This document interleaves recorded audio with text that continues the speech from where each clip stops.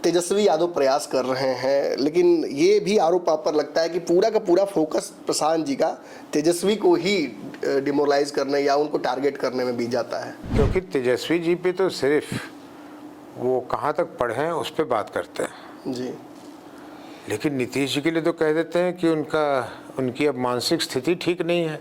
तो आप खुद ही सोच लीजिए कि किसके लिए ज़्यादा कड़ा भाषा है। मैं दोनों में से कोई नहीं करता।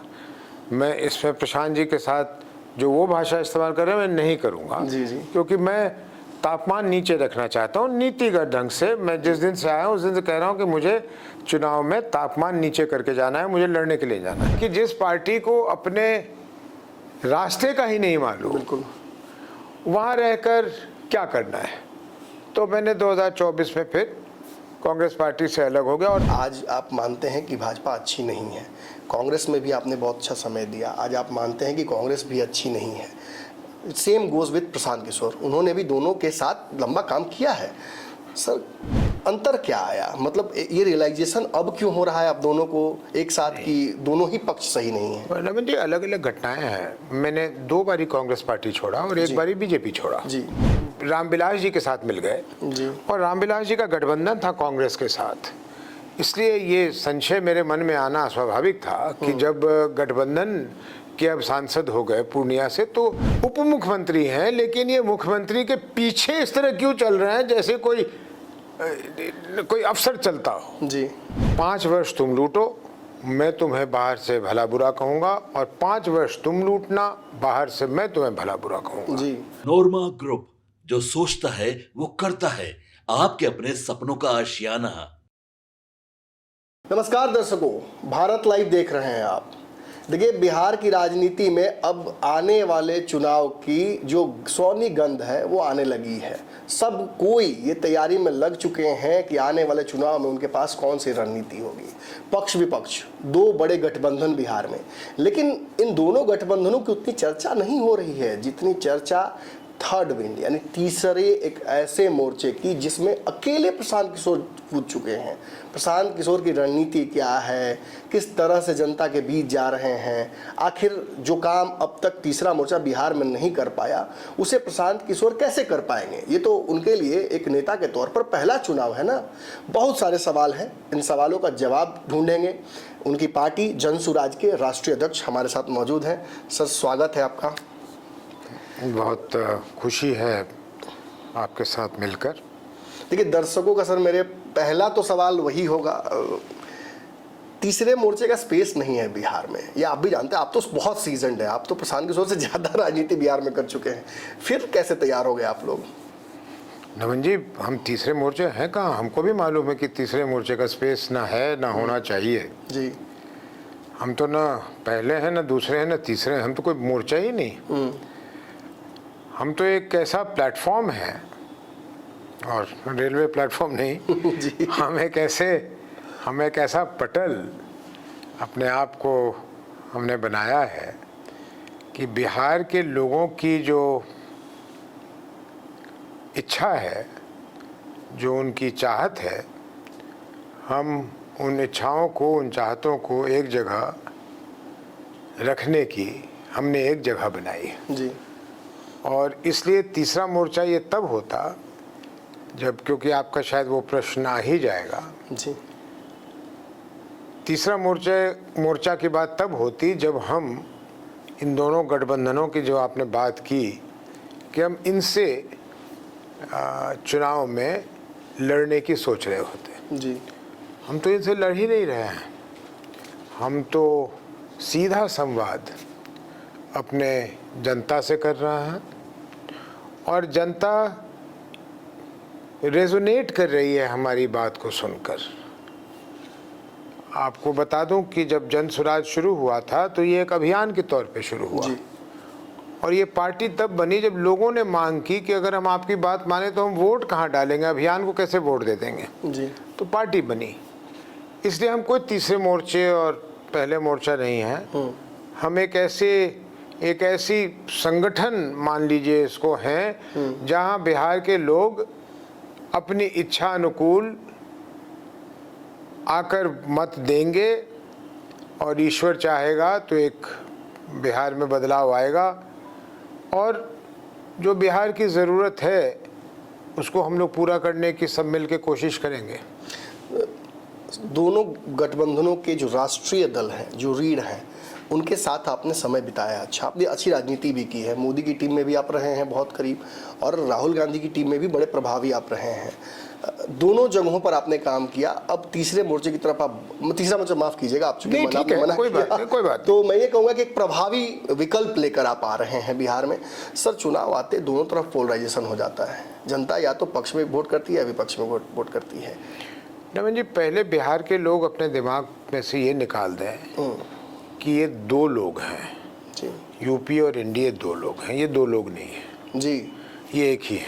अच्छा।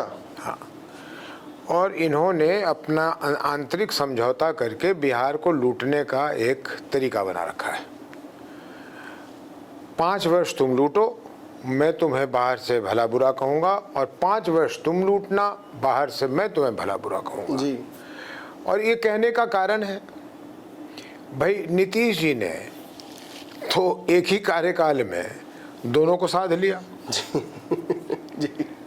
तो अब विपक्ष कहलाने लायक कौन है? आज तेजस्वी जी किस मुंह से कहते हैं कि हम विपक्ष में? जी, वो तो सत्ता में थे। बिल्कुल। और जब शुरू में नीतीश जी बने थे मुख्यमंत्री, तो हमारे बीच वो नहीं रहे। बहुत ही अच्छे व्यक्ति, और मेरा उनसे बहुत लगाव था, आदरणीय सुशील मोदी जी। जी। लेकिन क्योंकि हम लोगों में भी स्वाभिमान होता है, तो हम लोगों को बहुत बुरा लगता था कि ये उप मुख्यमंत्री हैं, लेकिन ये मुख्यमंत्री के पीछे इस तरह क्यों चल रहे हैं जैसे कोई अफसर चलता हो। जी। लेकिन फिर समय बदला, तो फिर हमने देखा कि तेजस्वी जी भी वैसे ही पीछे चल रहे हैं। जी।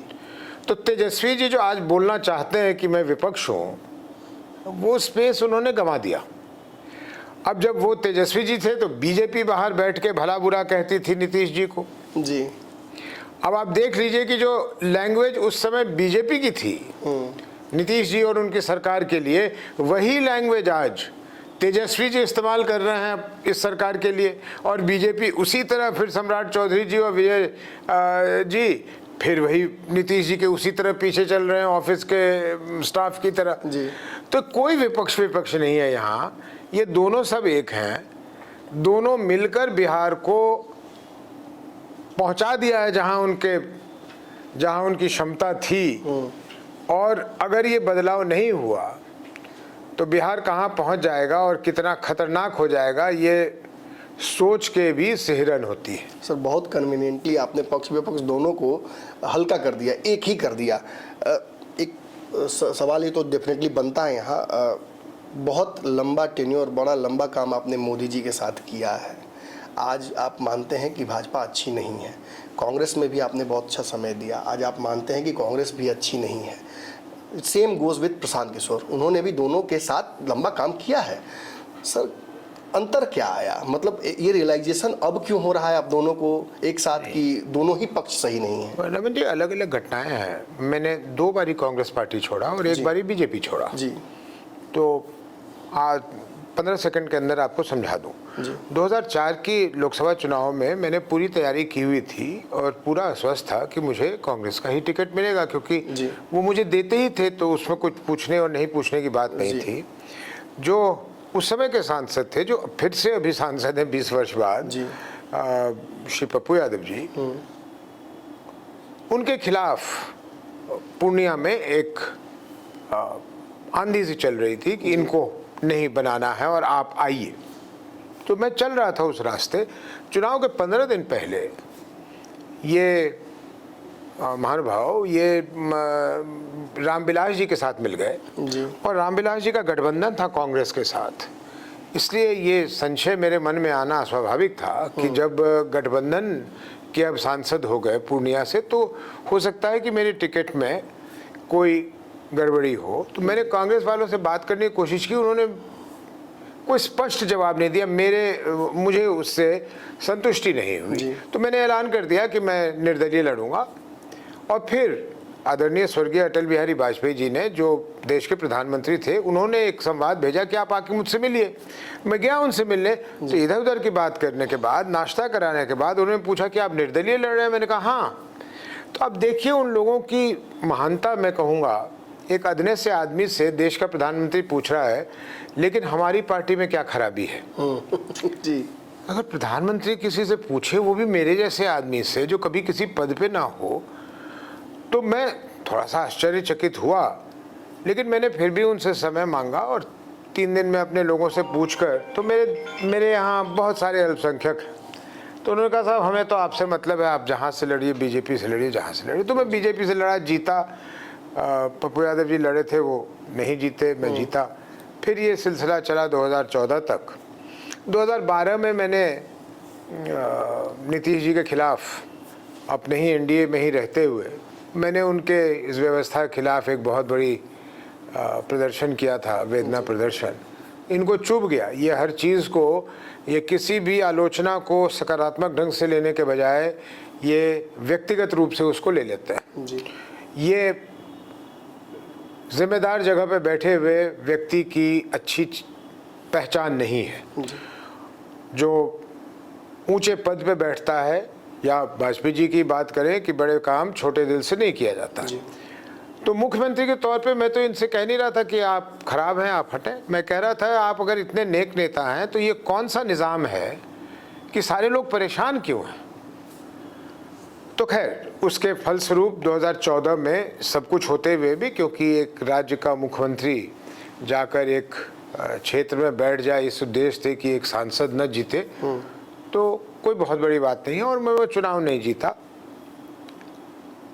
बीजेपी में था।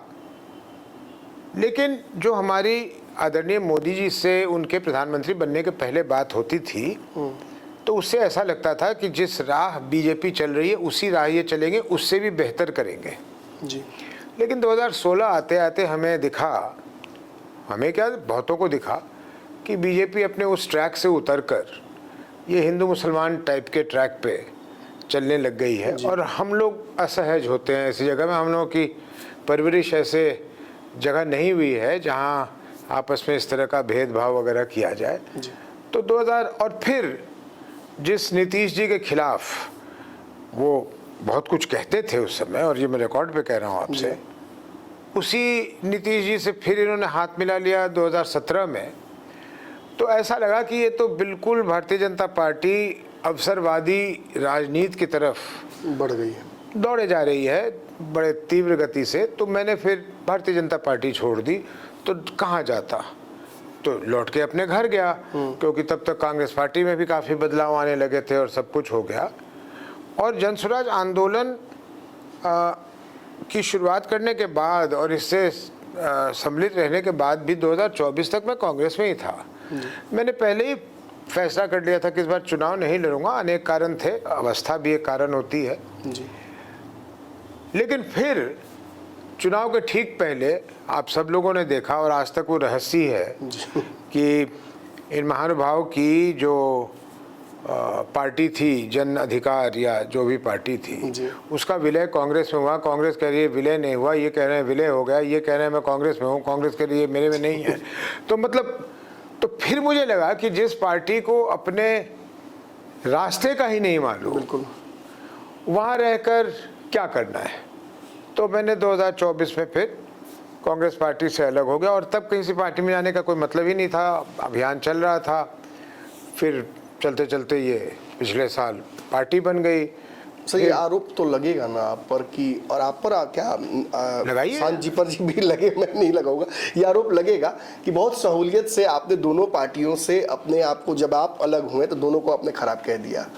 आपको टिकट नहीं मिलेगा तो आप उस पार्टी को बुरा बोल दीजिएगा, या दूसरी पार्टी में आपको सहजता महसूस नहीं होगी तो आप उसे बुरा, मतलब द फैक्टर इज कि आप जहां नहीं है वो खराब है। रमन जी ऐसा नहीं है, बिल्कुल। ये जो आप अपने दर्शकों की ओर से मुझ पर ये आरोप लगा रहे हैं, आप नहीं लगा रहे हैं, आपके दर्शक ये जानना चाहते हैं। तो जो मैंने बात कही है वो सच है या असत्य है, ये वो खुद देख लें। 2016 के पहले जब 2014 में मोदी जी आए थे, सबका साथ सबका विकास करने हैं, वो 2016 के बाद कहाँ गई गाड़ी, ये तो रिकॉर्ड पे है ना, ये तो मैं नहीं कुछ कर रहा, इसमें तो मैं कुछ नहीं कह रहा। नीतीश जी ने उनका जितना अपमान किया, यहाँ बुलाकर न्योता देकर थाली खींच, और थाली एक तरह से खींच ली जी। और उस बात को उनको लगा था बुरा, और हम लोगों से इसकी चर्चा करते थे और नीतीश जी की आलोचना भी करते थे जी। सब चीज सार्वजनिक करना इतना आवश्यक नहीं है कि क्या क्या बोलते थे, लेकिन फिर 2017 में कौन सी ऐसी परिस्थिति आ गई और उस परिस्थिति का नतीजा कांग्रेस पार्टी भुगत रही है आज 25 साल से या 35 साल से, बीजेपी भी भुगतेगी। अपने आप को अब दुनिया में सबसे बड़ी पार्टी कहते हैं कि हमारे नेता जितना कोई लोकप्रिय है ही नहीं। तो अगर नहीं है और आपके पास सब कुछ है तो हिम्मत दिखाइए, 243 सीट लड़िए ना, कौन मना कर रहा है? सर क्यों चले जाते हैं गठबंधन करने के लिए? क्या सत्ता की मोह है? अच्छा मान लीजिए, फर्ज कीजिए जी। आप बिहार में नहीं आते, आप बिहार में मंत्री नहीं होते, आपकी सेहत पे क्या असर पड़ेगा?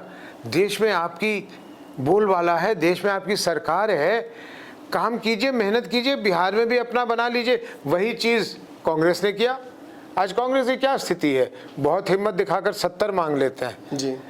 तो इसलिए मैं नहीं ये चार्ज लगा रहा सर हाँ, मैंने तो छोड़ा अपने व्यक्तिगत कारण से, क्योंकि जब मुझे असहज कहीं लगेगा तो मैं छोड़ दूंगा। आपके नेता जो आरोप लगाते हैं, अनफॉर्चुनेटली आपको उनको भी डिफेंड करना पड़ेगा यहाँ पे। वो कहते हैं कि मोदी जी को मैंने ही स्ट्रेटजी बनाई, वो सत्ता में आए, नीतीश जी को मैंने ही स्ट्रेटजी लाई और वो सत्ता में आए। दोनों को सत्ता में लाने का श्रेय प्रशांत जी को जाता है, पैसिवली एक्टिवली। फिर अब वो कहते हैं कि मैंने ला तो सत्ता में दिया लेकिन लोग खराब हैं। अब इसे कैसे डिफेंड कीजिएगा? कर लूंगा। अगर खराब है तो आप सत्ता में क्यों लाते हैं? आप सारे खराब ही लोग मैं आपको नहीं, ऐसी बात नहीं है। जब ये मोदी जी के साथ काम कर रहे थे तो इन लोगों ने एक प्लान बनाया था कि देश की सरकार कैसे चलनी चाहिए, जो चीज़ें हो रही हैं इतने दिनों से जी। स्वतंत्रता के बाद, जिसे आप रोड मैप बोल रहे हैं, जिसे हम रोड मैप कह रहे हैं, मोदी जी ने वो रोड मैप ठुकरा दिया बाद में। जी। उसको अवसरवादी कहिए या प्रैक्टिकल कहिए, जो भी कहिए, जिस सात निश्चय की बात आप सुन रहे हैं, वो सात निश्चय किसका कॉन्सेप्ट है? बिल्कुल वो सात निश्चय प्रशांत का कॉन्सेप्ट है।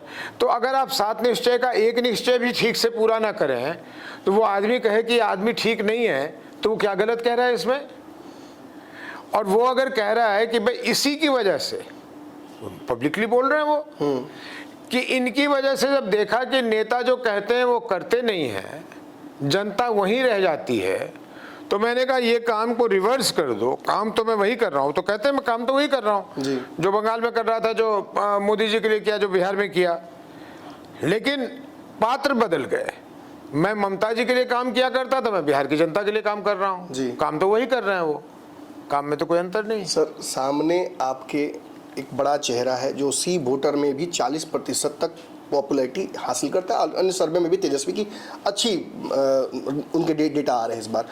नीतीश कुमार भी काफ़ी मजबूती से उस सर्वे में दिख रहे हैं। तो इन दो चेहरों के समानांतर, चूंकि प्रशांत जी ने अब तक ये माना नहीं है कि वो चेहरे हैं जनसुराज के, आपके पास कौन सा चेहरा है? एक चेहरा तो चाहिए ना सर। नवीन जी, आपको कितने दिन हो गए पत्रकारिता में? बहुत सीनियर हैं आप जी। ये बताइए, सारे पार्टियां प्रत्यक्ष या अप्रत्यक्ष रूप से एक ही संविधान की कसम खाते हुए घूमते हैं जी। और संविधान में क्या कहता है वो सरकार बनाने की क्या प्रक्रिया है, बिल्कुल विधायक दल तय करता है। विधायक दल तय करता है। क्या जरूरत है? अब बीजेपी अगर मोदी जी को आगे ना करे तो 10 सीट ना जीते। बिल्कुल। बिहार में नीतीश जी को आप आगे ना करो तो जेडीयू 2 सीट ना जीते। जी। वो तेजस्वी जी को आगे ना करें तो कोई सीटें नहीं मिलेंगी। तो हम पे भी ये लाद दिया जाता है सवाल कि आपके मुख्यमंत्री के उम्मीदवार कौन है। भाई वहां पहुंचने तो दीजिए। मैं मुख्यमंत्री का उम्मीदवार नहीं पूछ रहा, मैं बस चेहरा पूछ रहा हूँ। वही कह रहा हूँ ना, मुख्यमंत्री का चेहरा, हम वहां पहुंचे तो सही। जी। अभी तो 1.5 साल जिस सर्वे की आप बात कर रहे हैं, पहली बात तो सर्वे में क्या होता है आप जानते हैं, मुझसे बेहतर जानते हैं। लेकिन आज से अगर 2 अक्टूबर से पहले ये पूछा जाता और उसमें प्रशांत जी को रख दिया जाए तो उनको शून्य मिलता, क्योंकि हम पार्टी ही नहीं थी, हम विकल्प ही नहीं थे जी। तो अगर आज हम 1% भी उसमें दिख रहे हैं तो एक ही वर्ष का मेहनत है ना। नीतीश कुमार से तो बेहतर पिछले महीने था प्रशांत जी चलिए का उसमें। अब ये रोज ही कैसे बदल लेते हैं पता नहीं, लेकिन चलिए बदल लेते हैं। नीतीश जी से बेटर था तो भाई ये एक ही साल का मेहनत है ना। बिल्कुल। तो अभी मेहनत थोड़ा करने दीजिए, देखने दीजिए और लंबी यात्रा में निकले हैं। सर एक छोटा सा सवाल है सर, चिराग पासवान जी पिछली बार अलग हुए थे, उन्होंने लगभग 150 सीटों पर चुनाव लड़ा था, कुछ खास असर नहीं दिखा पाया, जबकि उनके पास कहा था कि एक दलितों का सेट वोट बैंक था, अपने पिता से भी मिला है उन्हें। आपका सर कैसे आप देख रहे हैं, 243 सीटों पर लड़ने की बात भी कर रहे हैं, कुछ हद तक सरकार बनाने की बात भी बार बार दावा आपकी तरफ से आता है, कभी नेताजी आपके बोलते हैं, वायबल नहीं लग रहा है सर, प्रैक्टिकल नहीं लग रहा है सुनने में। आप लोग को नहीं लग रहा होगा, जमीन पे जाइए, जमीन पे देखिए, जमीन पे आप जाके देखिए। और देखिए जमीन पे देखने की बात यह है, जेपी मूवमेंट कितने दिन की मूवमेंट थी, कितने दिन में वो कब शुरू हुआ और कब उसका नतीजा आया जी। कितने दिन का समय था? कोई 10 साल तो उसको लगे नहीं थे जी। 20 साल उसको लगे नहीं थे।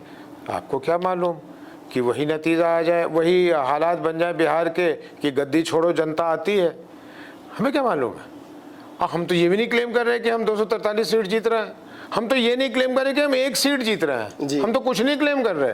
हम तो कह रहे हैं हम जनता के बीच में हैं, जनता को हमारी बात समझ में आएगी तो आशीर्वाद देगी, अपने आप को आशीर्वाद देगी, हमें नहीं देगी, अपने आप को आशीर्वाद दे रही होगी। नहीं समझ में आएगी, नहीं होगा। आपके विरोधी अलग अलग टाइटल्स देते हैं आपकी पार्टी को, और आपको बहुत अच्छा नहीं लगेगा सुनकर, लेकिन आप सुनते ही होंगे। कोई कहता है कि बी टीम है, कोई कहता है वोट कटवा है, कोई कहता है कि किसी ने भेजा है एजेंडे के तहत। सर सुनकर कैसा लगता है?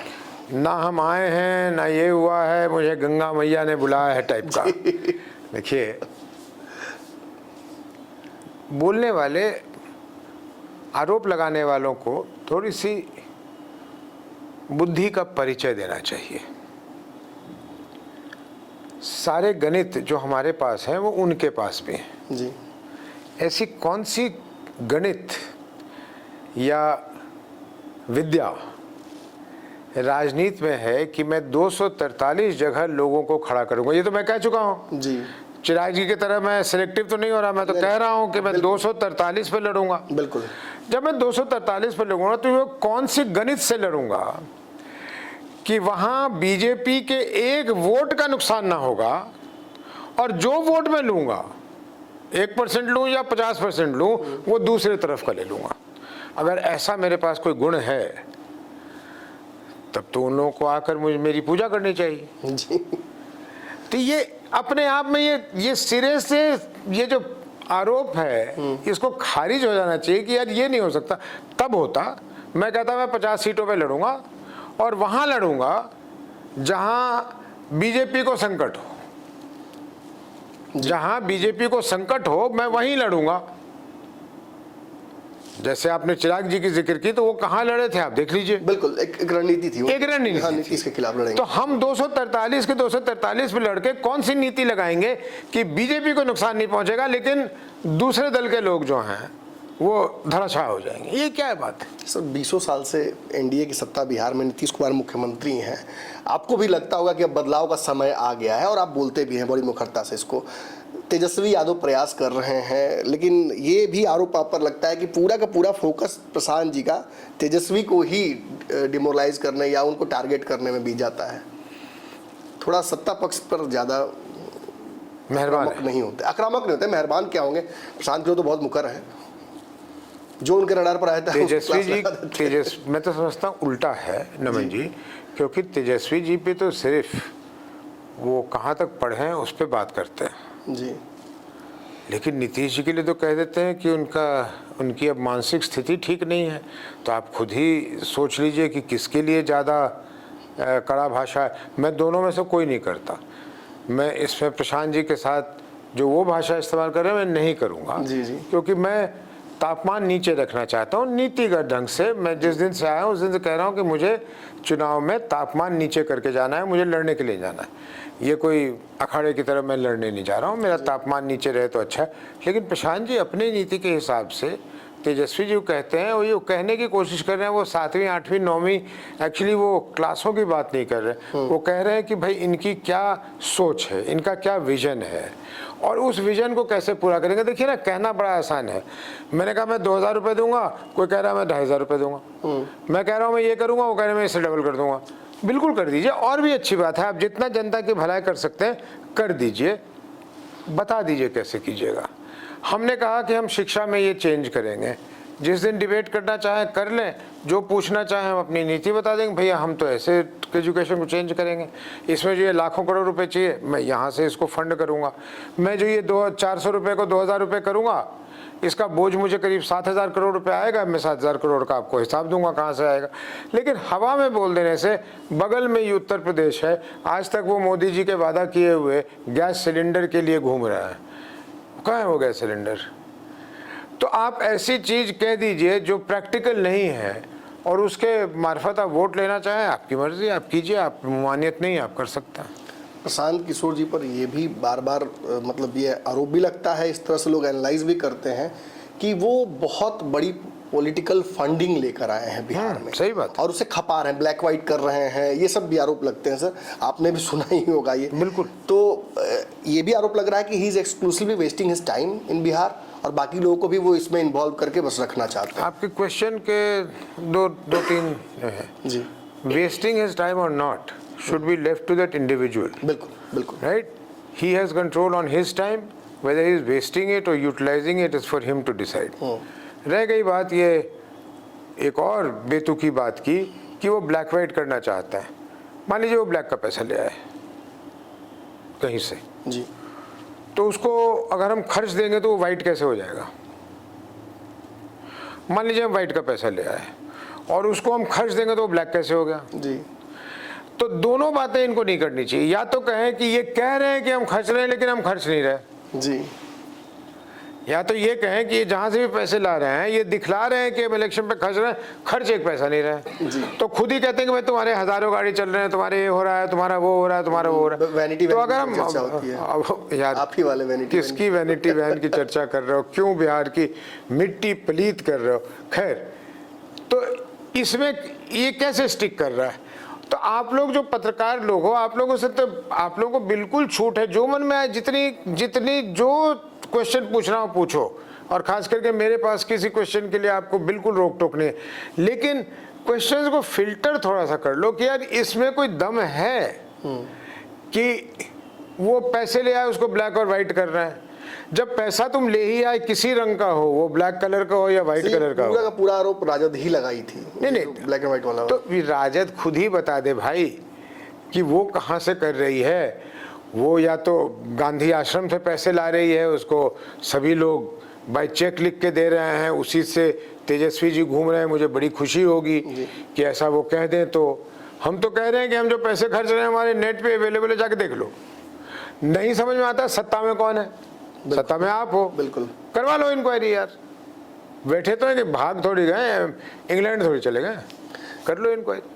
प्रशांत किशोर ने कई बार सार्वजनिक मंचों से ये कहा है कि वो अलग अलग समूहों को मौका देंगे, चुनाव लड़ने का जगह भी देंगे, महिलाओं को, अल्पसंख्यकों को, सभी समाज को। लेकिन बार बार टारगेट यही किया जा रहा है। हालांकि प्रशांत ने कभी नहीं ये बात कही है, लेकिन बार बार कहा जाता है प्रशांत किशोर पांडे, ये भी बार बार उन पर टैग लगाया जाता है। तो कैसे देखते हैं सर? पांडे होना गुनाह है, सिंह होना भी गुनाह है। ये भी मैंने आरोप सुना कि वो खुद ब्राह्मण है जी और मैं राजपूत हूँ, तो गुनाह है, हमने पाप किया है, हम समाज के अंग नहीं हैं। और आज ये आरोप लगाने वाले बांधने की कोशिश की नहीं, ये आरोप लगाने वाले उनमें से खुद कुछ सवर्ण जाति के हैं जी। मैं पूछना चाहता हूँ, थोड़ी सी सम्मान बचा के रख ले। बाकी तो जो अर्पित करना था वो कर ही आए हैं, सबके सब जूते के नीचे घुस आए हैं। जन स्वराज पार्टी में सवर्णों को उतना ही सम्मान दिया जाएगा जितना किसी और को दिया जाएगा, और इसलिए गुणात्मक परिवर्तन होगा, क्योंकि सवर्णों को इन्होंने जानबूझकर पीछे धक्का दिया है। जी। आप देख लीजिए, भारतीय जनता पार्टी को देख लीजिए, आप कांग्रेस को देख लीजिए, आज वो भी दलित और अति पिछड़ा करने लगी है। हम तो खुद चाहते हैं कि समाज के वे लोग जो पिछड़े हैं उसको आगे ले आए। हम कैसे? हम सबसे बड़े वकील हैं आरक्षण के जी। लेकिन हम इसकी वकालत तो नहीं कर सकते कि एक किसी वर्ग को ही आप दूसरी नजर से देख के उसको धक्का देके पीछे कर दे। ये कौन सा तरीका है? विभिन्न पार्टियों से एक एक्सोडस आपकी पार्टी की तरफ हो रहा है, लोग मूव ऑन करके आपकी तरफ आ रहे हैं, ये बढ़ता जा रहा है कारवां में। हर जा भी रहे हैं कुछ लोग जा रहे हैं, ऑब्वियसली जा रहे हैं, कुछ लोग जा रहे हैं। उस पर भी मैं एक सवाल जरूर पूछूंगा जाते जाते। लेकिन ये जो लोग आ रहे हैं अलग अलग पार्टियों से, काफी बड़े बड़े चेहरे भी इसमें हैं, और चुनाव तक ये खबर आ रही है कि बहुत सारी पार्टियों के ऐसे लोग जिनको टिकट नहीं मिलेगा, इन्हें कहा जा रहा है दिलजलों की फौज। ये प्रशांत किनकी फौज? दिलजलों की फौज, जिन्हें कोई टिकट नहीं दे रहा है, वो चलो भाई जिसका कोई नहीं, वो प्रशांत किशोर है, पप्पू जी है, दोनों के पास चलते हैं, टिकट मिल जाएगा। इसे कैसे देख रहे हैं सर आप? नमन जी, ऐसा है कि ये दिलजलों की फौज की तो मैं बात नहीं कर सकता, लेकिन रह गई बात बड़े लोगों के आने की। आने दीजिए समय, आप हैरान होइएगा। बहुत सारे ऐसे लोग हैं जो दिल जले नहीं हैं जी, जिनका दिल बिहार के लिए जलता है। उनको यहाँ एक जगह दिखती है जी। जहाँ वो कुछ सकारात्मक ढंग से योगदान कर सकते हैं। ऐसे बहुत लोग हैं, आने दीजिए समय, वो भी देखिएगा। जहाँ तक रह गई दिल जलों की बात, जितने दिल जले होंगे उनके लिए तो मेरे पास स्थान नहीं है, जगह नहीं है जी। लेकिन उन दिल जलों में से ऐसे भी कुछ लोग होंगे जिनका दिल नहीं जलाना चाहिए था उनके पार्टियों को जी। वैसे लोगों को हम लोग ज़रूर उस समय उनका मूल्यांकन करेंगे, उनकी ज़रूरत को देखेंगे। एक बड़ी भूमिका आपकी बताई जाती है कि आरसीपी सिंह और प्रशांत किशोर को, जो टर्मिनली थोड़ा सा एक दूसरे से जिन दोनों का नहीं पटता था जदयू में, ये तो सार्वजनिक है, वो एक मंच पर आ गए। ये कैसे किया सर आपने? ये हुआ कैसे? बड़े विजन के लिए छोटी बातों को इग्नोर करना पड़ता है। ये अलग बात है कि जब नीतीश जी के पास थे तो अपने अपने कारणों से, शायद ऐसा कहा जाता है, मैं जानता नहीं हूँ कि उन दोनों की नहीं बनती है, लेकिन दोनों विभिन्न अलग अलग रास्ते नीतीश जी से अलग हुए जी। उनका दिल टूटा, अलग हुए। दोनों के मन में ये इच्छा, हमारे मन में भी और आरसीपी जी के मन में भी, कि बिहार में कुछ बदलाव किया जाए, बदलाव लाया जाए जी। तो मैं जितनी प्रशंसा करूं आरसीपी जी की उतना कम होगा। जी। जब हम लोगों की वार्ता हुई तो उन्होंने कहा, साहब तो फिर हम लोग अलग अलग वोट क्यों बांटे, और ये गठबंधन की क्या बात करें, जिस गठबंधन को वैसे भी मैं ठगबंधन कहता हूँ, वो है ही ठगने के लिए बना हुआ चीज़, वो कोई मतलब नहीं है उसका। तो उन्होंने कहा हम लोग एक हो जाते हैं। विलय हो गया उनका ही नहीं, उनके पार्टी के, और अच्छी खासी उन्होंने पार्टी बनाई थी, संगठन बनाया था, हम उसकी सम्मान करते हैं। सारे लोग आज जन सुराजी हैं और सारे लोग हम लोग मिलजुल कर काम कर रहे हैं। इसलिए बिहार को बदलने के लिए इस बड़े नैरेटिव में अगर उन आरसीपी जी और प्रशांत जी की एक समय में बहुत ज़्यादा नहीं भी बनती थी तो ये कोई बड़ी बात नहीं है।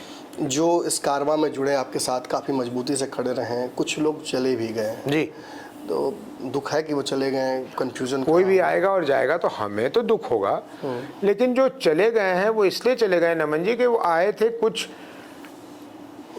अपना स्वार्थ सिद्ध करने। जी। यहाँ स्वार्थ सिद्ध करने की स्पेस नहीं है, और मैं राष्ट्रीय अध्यक्ष हूँ, मैं ये कह सकता हूँ कि मैं यहाँ स्वार्थ सिद्ध करने नहीं आया। मैं अपनी पारी खेल चुका, अब मैं बिहार की पारी खेल रहा हूँ, तो यहाँ स्वार्थ किसी का सिद्ध होने वाला नहीं है जी। यहाँ बिहार के लोगों का ही स्वार्थ सिद्ध होगा। तो अब जिनको ये बात नहीं समझ में आती है, वो जाना चाहते हैं, तो हम उनको शुभकामना देते हैं, जहाँ जाएं वो अच्छे से रहें। आखिरी सवाल है सर, जिस युद्ध में राजा की जान को खतरा ना हो उसे युद्ध कहा ही नहीं जाता है। प्रशांत किशोर जी और आप चुनाव लड़िएगा इस बार, क्या आप एक्टिवली चुनाव लड़िएगा? मैं यहाँ वैसे तो 243 पे आप लड़ रहे हैं, लेकिन इस जगह से कह दूं आपके चैनल पे, मैं चुनाव नहीं लड़ूंगा। प्रशांत जी की बिल्कुल इच्छा नहीं है कि वो चुनाव लड़े। ये आप दोनों क्या चाहते हैं? नहीं, हम मेरे चाहने से नहीं होगा जी। उस समय पार्टी है, पार्टी तय करेगी। और मैं इतना जानता हूं कि अगर पार्टी उनको कह दे, अब पार्टी का माउथपीस मैं हो सकता हूं, 10 हो सकते हैं, 100 हो सकते हैं, कि प्रशांत जी आपको चुनाव लड़ना पड़ेगा और अमुक जगह से ही लड़ना पड़ेगा, तो वो ना इनकार नहीं कर सकता है। जहां तक रह गई मेरी बात, मैं स्पष्ट कर दूं कि मैं चुनाव नहीं लड़ रहा हूं। तो और कोई प्रश्न? जी, एक आखिरी सवाल है। गरम दल और नरम दल, मतलब गुड कॉप बैड कॉप वाला एक सिस्टम आपका प्रशांत जी का बन गया है, वो दिखता है, वो बहुत विजिबल भी है। ये कोई स्ट्रैटेजी है या इज इट जस्ट कि आप ऐसे ही हैं? हर चीज़ लाइफ में स्ट्रैटेजी से नहीं होती, कुछ कुछ चीज़ वैसे ही नेचुरल घटना से भी होता है। वो उनका स्वभाव है, ये मेरा स्वभाव है। और आपको तो खुश होना चाहिए कि हम लोग बैठकर कोई स्ट्रैटेजी बनाकर कोई और नकली चेहरा आप लोगों के सामने नहीं लाते। जो मेरा असली चेहरा है वो आपके सामने है, जो उनका असली चेहरा है वो आपके सामने है। बिहार की जनता अपने आप चुनेगी। कोई नंबर है सर चुनाव में इस बार जो आप टारगेट कर रहे हैं कि इतनी सीटें तो हम लेके ही आएंगे? 243। 243। Thank you for talking to us sir. Thank you. देखिए, बहुत साफगोई से और जैसा इनका चरित्र रहा है अब तक राजनीति में, उन्होंने स्पष्ट तौर पर सारे सवालों का जवाब दिया। Unfortunately I had to be a devil's advocate, लेकिन मैंने कोशिश की कि जो आपके सवाल हो, अब तक बहुत सारे सवाल सर मैंने कंपाइल किए थे। But you are a good devil. Sir I tried my best. मैं तो सीधे लाइन ऑफ फायर में था, लेकिन दर्शकों ये सवाल आपके थे, आपने बहुत दिनों तक मुझसे ये सवाल पूछे थे। आज मुझे मौका मिला, नहीं मैंने सवाल पूछे। बहुत जल्दी प्रशांत किशोर जी से भी हम ये सवाल पूछेंगे। लेकिन थैंक यू अगेन सर, बहुत हम्बली आपने जवाब दिया। अगली कड़ी में जल्दी ही मुलाकात करते हैं दर्शकों। इस कड़ी में इतना ही, थैंक यू। वीडियो पसंद आई और वह बिहार के राजनीति और बिहारियत से सरोकार रखेनी तो सब्सक्राइब बटन दबा के चैनल के सब्सक्राइब कर ली। ओजे एगो घंटी बा, ओकरा बटन दबा देला से कुल सटीक और मारक खबर रुआ मुफ्त में मिल जाई। अगर रुआ पत्रकारिता के हमनी के नया प्रयोग में सहयोग कर चाहतानी तो ज्वाइन बटन दबा दी। पेटीएम नंबर नोट कर ली 9386816700। धन्यवाद।